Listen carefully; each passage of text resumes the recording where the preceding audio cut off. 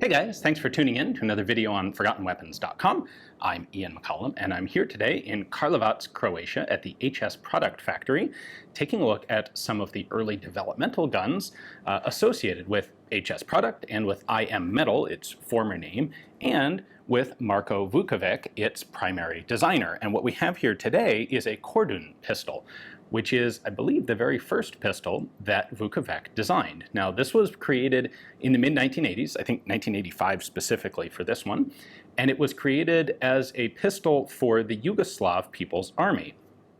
It is chambered in the 7.62 by 25mm Tokarev cartridge, and the intention was to create a gun for the military that would be both higher capacity and softer shooting than the standard Yugoslav M57 copy of the Tokarev.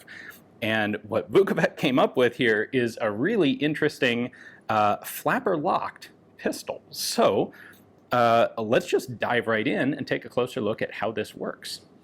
So a flapper-locked pistol, yes indeed. Let's start with the markings. The gun itself is called Kordun. That's actually the geographic area in Croatia where it was manufactured. Caliber is 7.62, again the Tokarev cartridge.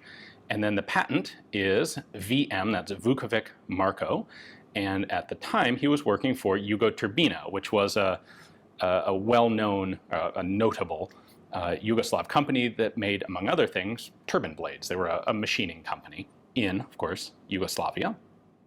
The gun itself is single action with an exposed hammer, back here a very exposed hammer actually. We have a magazine with a very large floor plate that is very tight and is unfortunately missing its follower and spring now, but this was chambered for 7.62 Tokarev. I expect the magazine capacity of this was probably 10 rounds, which would make it one more than the Yugo M57 Tokarev pistols. So if you look right here, you can see two little open wedge-shaped slots. Those are the locking flaps, which are forced out, connecting this bolt in the center into the slide on the outside. When well, we'll just recock the hammer manually. When the slide starts to move back, those flaps right there are going to get pushed back into the bolt. Now, there's a separate spring working on the bolt to hold it in place. But if this was actually firing, the chamber pressure would push the bolt backwards beyond the slide as soon as it was unlocked like this. So I can't perfectly demonstrate the firing cycle without actually firing it, but now this is interesting. So you see when the bolt has come, when the slides come back into battery, one of our flaps is sort of locked in place, the other one definitely isn't. The thing that actually pushes those flaps into battery is this little plate right there, which gets hit by the firing pin. So if the flaps are not locked in place when you fire, that's the firing pin, or the hammer is going to hit that plate and lock the gun in battery before the hammer contacts the firing pin above it and discharges the cartridge. So that's essentially the out of battery safety.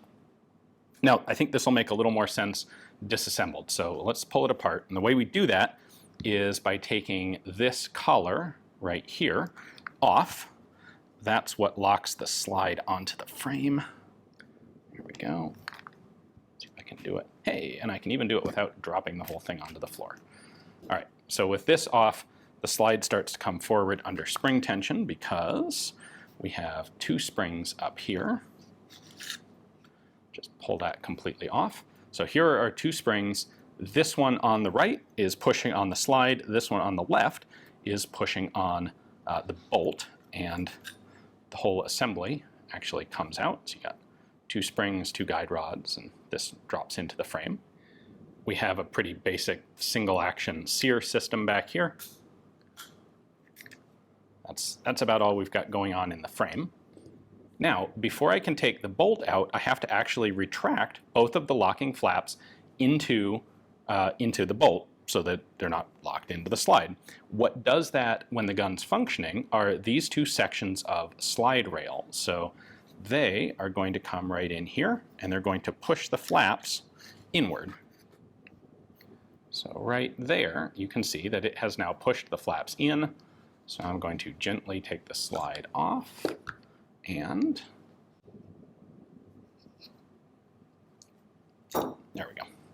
Now I can pull the bolt out. The bolt has these two locking flaps in it.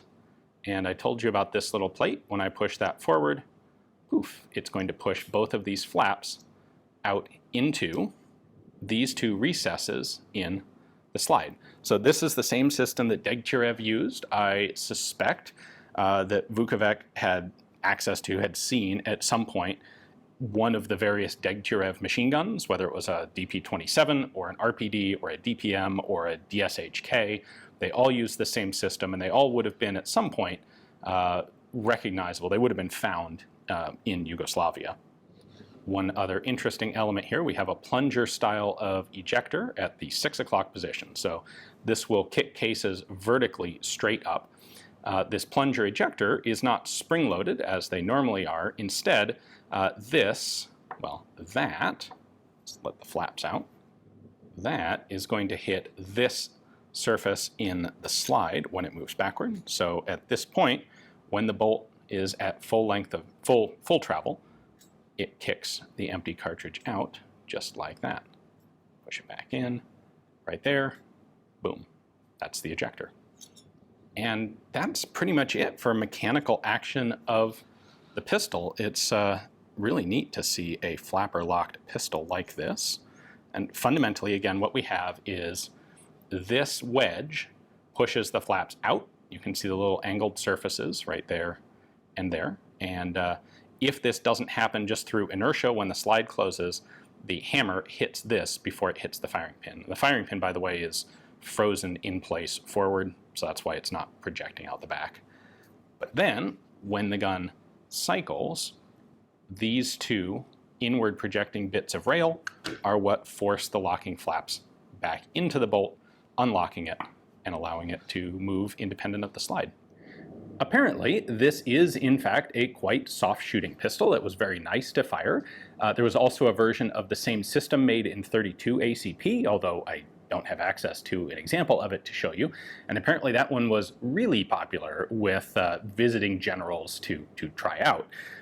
That being said, when the Yugoslav Army took a look at this, they ended up fairly quickly rejecting it on the basis of, among other things, it being rather finicky and difficult to disassemble, which I can definitely testify to. This was a bit tricky to get back together after we took it apart for the video. That said, it's a really cool prototype showing a very creative, unusual mechanism, and this is the gun that really marks the starting point of what would ultimately be 6 million XDs sold in the United States. So stick around. We're going to continue this series on Vukovic's pistols. Next up, we're going to have the VM17, which is the predecessor to the Croatian PHP pistol. Anyway, big thanks to HS Produkt for giving me access to in one-of-a-kind prototypes like this one to show to you guys. Hopefully you enjoyed the video. Thanks for watching.